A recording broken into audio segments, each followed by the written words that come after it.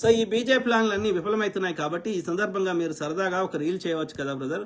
పాటకి డాన్స్ వేస్తూ అలాగా వీధిలోని కళాకారుణ్ణి నేను ఎప్పుడూ చూడలేదు. ఎప్పుడో ఒకసారి రామ్ గోపాల్ వర్మ మీద పాట రాసి పాడారు. ఒక పాట లేదా ఒక దృశ్యం, ఒక రీల్ చేయండి బ్రదర్. ఇది ఆనందకరమైన విషయము. మీలోని కళాకారుని చూడాలని లేదు బ్రదర్. మనకి మనకి విషయ విషయ విషయ విశ్లేషణ తప్ప మనకి. సో రాజేష్ మాడు అయిపోయింది బ్రదర్. దేనికైనా ఎక్స్పైరీ డేట్ ఉంటుంది. హిందూ ముస్లిం కూడా కరెక్ట్ బ్రదర్. ప్రజలు రియలైజ్ అవుతారు, వాళ్ళ ప్రయారిటీస్ మారినాయి. ఓకే, వాళ్ళ డే టు డే సమస్యలే వాళ్ళకి ప్రధానం అయిపోయినాయి. ఈ మతం అనేది ఓల్డ్ కాన్సెప్ట్ అయిపోయింది. ఈవెన్చువల్లీ చూడండి, ఈ మతం మనం ఏ రూట్స్ నుంచి వచ్చినామో, ఏ జంతువులు, ఏ పక్షులు, ఏ మెజారిటీ లక్షల సంవత్సరాల వరకు ఎట్లున్నామో మళ్ళీ అదే స్థాయికి చేరడానికి, ఆ నేచురల్ స్టేటస్, ఆ ఒరిజినల్ ఫామ్ రావడానికి దూరం లేదు. ఎందుకంటే మతం పేరు మీద మంచి కంటే కూడా అబ్యూజే ఎక్కువగా జరుగుతూ ఉంది అనాదిగా. ఓకే, కాబట్టి మళ్ళీ ఈ మతం అనే కాన్సెప్ట్ ఓల్డ్ కాన్సెప్ట్గా పోవడానికి దూరం లేదు. ఓకే, మతం అనేది ఒకప్పుడు మా తాత మొక్కు ఉండేవాడు అని చెప్పుకునే రోజులు దూరం లేవు. సింపుల్. నేను మతం ఏది అంటే నేను మనిషిని అనే రోజు దూరంలో లేదు. సింపుల్. ఎక్స్పైరీ డేట్ ఉంటుంది. హిందూ ముస్లిం కూడా ఎక్స్పైరీ డేట్ వచ్చింది. మీరు చూస్తూ ఉంటే ఉదంతాలు హిందూ పార్టీ అని చెప్పుకున్న నాగబాబు ఈ అబ్బాయిని, ఎందుకంటే అక్కడ హిందువుల నుంచి ఎక్కువ వ్యతిరేకత వచ్చింది కదా బ్రదర్ ఈ దీని మీద, ఈ కోవాబన్ మీద. కాబట్టి ఇప్పుడు ఆయన రియాక్ట్ కాలేదనుకో నాగబాబు, హిందువుల ఓట్లు దూరం అవుతున్నాయి కదా వీళ్ళకి. అర్థమైందా? ఆలోచించు. వాళ్ళు రాజకీయం చేస్తారు. సో కాబట్టి వాళ్ళ సిద్ధాంతాలు లేవు. సిద్ధాంతాలు ఉన్నోడు అన్నిసార్లు మాటలు మార్చాడు. ఏ ఎండకో గొడుగు పట్టుకోడు, ఒకటే గొడుగు పట్టుకుంటాడు, ఎండ వచ్చినా వాన వచ్చినా. అర్థమైందా? ఊసరవేలు లెక్క మాటలు మార్చాడు. అని సిద్ధాంతం లేదు కాబట్టి, వానికి పదవే సిద్ధాంతం కాబట్టి. ఇప్పుడు గాంధీని మొక్కుతాడు వాడు మోడీ, గాంధీని చంపిన సావర్కర్ని మొక్కుతాడు. ఇప్పుడు వానికి ఏం సిద్ధాంతం ఉన్నట్టు నువ్వు చెప్పు నాకు. అంటే చంపిన సిద్ధాంతమే ఉంది కానీ వానికి గాంధీని మొక్కేటోళ్ళ నుంచి కూడా కొన్ని ఓట్లు వచ్చే అవకాశం ఉంది, లేకపోతే ఇంటర్నేషనల్ లెవెల్ వానికి డిఫేమ్ వచ్చే అవకాశం ఉంది. కాబట్టి గాంధీని కూడా మొక్కుతాడు. అర్థమైందా? నేను ఎక్కడికి పోతే అక్కడ ముస్లిం కే సాత్, బోరా ముస్లిం కే సాత్ మేరా సాతీ హే ఏదో చెప్తాడు కదా. బుద్ధిస్టులతో నాకు సాతీ హే అని ఎందుకంటాడు? ఎందుకంటే మనకి గెలవడానికి అందరు ఓట్లు కావాలి. వాడు రాజాసింగ్ ఏమంటాడు? వాడు ఓల్డ్ సిటీలో ఎక్కడైతే ఉన్నారో అక్కడ ముస్లిమ్స్ కూడా ఉంటారు కదా. మేము రాజకీయాల కోసం అట్లా మాట్లాడతాం అని అంటాడు. ఎందుకంటే మనకి వీళ్ళ ఓట్లు కూడా కావాలి అట్లా. So end of the day వాడికి పదవి కావాలి, దోసుకుండు కావాలి, మిగతాదంతా డ్రామా. అట్లా తయారయ్యారు. నాగబాబుకి అబ్బాయిని పిలిపించి కోవా బన్ను తిన్నాడు. ఉత్తర భారతదేశంలో మహమ్మద్ దీపక్ అనేది ఎలా ఉందో మనం చూసాము. ఇంకా మొన్న బైంసాలో బీజేపీ టికెట్ రానివాడు ఇండిపెండెంట్లు పోటీ చేసి హిందూ ముస్లిం బాయ్ correct brother, good, that is good. Okay, ప్రజలు మారుతున్నందుకు, అది ముఖ్యంగా హిందువులు మారుతున్నందుకు I'm very very happy. Okay, ఈ బీజేపీ ఆర్ఎస్ఎస్ తీవ్రవాదుల యొక్క ఉచ్చుల నుంచి బయటకు వస్తున్నందుకు చాలా సంతోషం. నిన్న ఏది ఒక వీడియో షేర్ చేసినాం. వాళ్ళు ఎవరు లవ్ జిహాద్ అని చెప్పి ఈ బజరంగ దళాలు కట్టెలు పట్టుకుని పోతే ప్రజలు తంతున్నారు వాళ్ళనే, వాడు మళ్ళీ కట్టెలు తీసుకొని ఉరికిపోతున్నారు. That's good thing, good thing. Okay,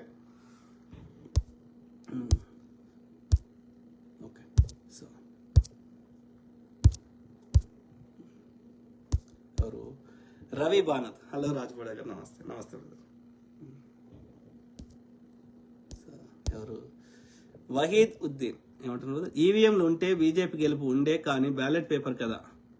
అది కూడా, అది లోకల్ ఎలక్షన్స్ ఏంటంటే బ్రదర్ వహీద్ ఉద్దీన్, అది ఈ యొక్క స్టేట్ ఎన్నికల కమిషనే నిర్వహిస్తుంది ఈ చిన్న చిన్న ఎన్నికలు అన్నట్టు. అసెంబ్లీ, పార్లమెంట్ మాత్రమే కేంద్ర ఎన్నికల కమిటీ ఉంటుంది. సో ఇక్కడ రాష్ట్ర స్థాయిలో ఉంటుంది కాబట్టి ఇక్కడ వాళ్ళ ఇన్ఫ్లుయెన్స్, వాళ్ళు ఇక్కడ అధికారులను మార్చడము ఇవన్నీ తక్కువ అన్నట్టు. ఈ యొక్క కేంద్రంలోకి ఉండదు ఈ లోకల్ బాడీస్ ఇవన్నీ. ఒకటి. రెండోది బ్యాలెట్లు కరెక్ట్. సో గతంలో ఏంటంటే ఈవీఎంలని లోపల మిషన్లతోటి రిప్లేస్ చేసినారో లేదో నాకు డౌట్, కానీ ఈవీఎంలను ఎత్తుకుపోయేటోళ్ళు స్టార్టింగ్లో ఈవీఎంలు ఎత్తుకుపోయేటోళ్ళు. కానీ ఒక స్థాయి తర్వాత ఏంటంటే ప్రజలు దొరకబడతారు కాబట్టి ఈ కొత్తగా సర్ అనే కాన్సెప్ట్ తెచ్చి స్పెషల్ ఇన్వెస్టిగేషన్ రివిజన్ అని ప్రతిపక్షాల ఓట్లు చెల్లకుండా చేయడము, వీళ్ళ ఫేక్ ఓట్లు యాడ్ చేసుకుని ఇది చేసి మోసం చేసి ఇట్లా ఇప్పుడైతే ఇది చేస్తున్నారు.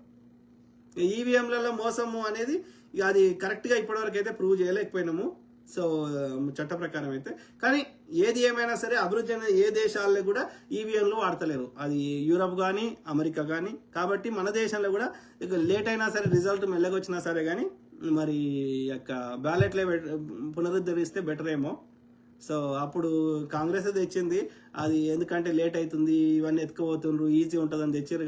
కానీ దీన్ని ఇట్లా అబ్యూజ్ చేస్తారని మనం అనుకోవాలి కదా. కాంగ్రెస్ చాలా చట్టాలు తెచ్చింది, ఇప్పుడు అవన్నిటిని అబ్యూజ్ చేస్తున్నారు. ఉపా చట్టాలని, ఈ 498 కేసులని, ఈ ఎస్సీ ఎస్టీ అట్రాస్ చట్టాలని, పోక్సో చట్టాలని, ఇవన్నీ రాజద్రోహం చట్టాలను తీసేయాలి. చాలా ఉన్నాయి రిఫార్మ్, కొట్లాడుకొని రిఫార్మ్ చేసుకోవాల్సిన ఎవడొచ్చినా సరే. సో టైం పడుతుంది. కరెక్ట్ బ్రదర్ సురేష్ మన్నే. బీజేపీ అనేది ఒక మత విద్వేషం మీద మాత్రమే పట్టుకున్నది. వాళ్ళకి ఒకసారి ఆ మతం పేరు మీద అయితే ఒకసారి ఓట్లు పడ్డాయి.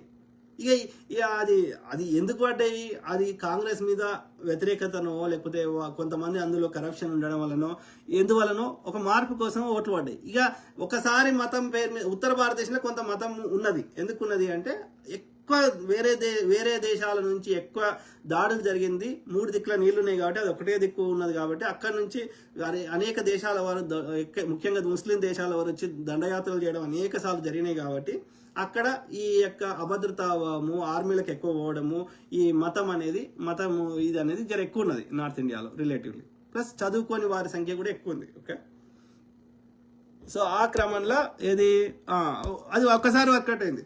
కానీ ఎల్లకాలం అట్లా వర్కౌట్ కాదు కదా. వాళ్ళ డే టు డే ప్రజా సమస్యలే వాళ్ళకి ముఖ్యం కదా, ఎంత నార్త్ ఇండియా అయినా సరే. సో కాబట్టి ప్లస్ ఈ సోషల్ మీడియా, ఈ టెక్నాలజీ వచ్చినాక ప్రజలు విషయాలని ఎంత చదువుకోని వాళ్ళకి కూడా అర్థమవుతున్నది విషయాలు. కాబట్టి ఒకప్పటిలాగా లేవు పరిస్థితులు. ఓకే, చేంజ్ అవుతుంది. That's a good thing. So Telangana ఆంధ్రప్రదేశ్లో బీజేపీ కింద మీద తెలంగాణ ఆంధ్రప్రదేశ్ కాదు బ్రదర్, దక్షిణాదిలో రాదు. ఏ రాష్ట్రంలో వస్తుందో నాకు చెప్పు, దక్షిణాదిలో రాదు.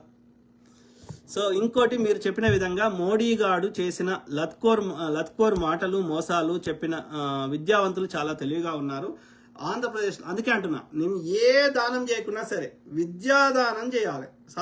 చదువుకునే అవకాశం ఉన్న వాళ్ళకి వాళ్ళు ఫీజు లేకపోతే కట్టాలి, లేకపోతే చదువు చెప్పాలి, చదువుకోమనాలి, చదువుని ఎంకరేజ్ చేయాలి. 15 లేదా 16 చదవాలి అంతే. నువ్వేం చదువుకున్నాక నువ్వే పనైనా చేసుకో, కానీ చదువు. ఇది మనం చేయగలిగితే అనేక మార్పులు మనం చేయగలుగుతాము, అనేక ఎంటర్ప్రీనియర్స్ని తయారు చేయగలుగుతాము. మన ఒక అభివృద్ధి చెందిన దేశంగా, రాష్ట్రంగా మనము తీర్చిదిద్దగలుగుతాం. చదువే ఏకైక మార్గం, అన్ని సమస్యలకు పరిష్కారం. సర్వరోగ నివారణ జిందా తెలిసిమాత పెన్సిలిన్ ఏదో అనేటోళ్ళు కదా, అట్లా అన్ని సమస్యలకి పరిష్కారం చదువు ఒక్కటే. మీరు ఎక్కడన్నా అబ్జర్వ్ చేయండి, చదువుకున్న వాడు ఏం చేస్తున్నాడు, వాడు ఏ పని చేస్తున్నాడు, వాడిని ఎవడు మోసం చేస్తున్నాడు, ఎవడు మోసం చేస్తలేడు, వాని దగ్గర ఎవ్రీథింగ్ మీరు ఒక చదువుకున్నవాడిని అబ్జర్వ్ చేయండి. థింగ్స్ మొత్తం మారిపోతుంది.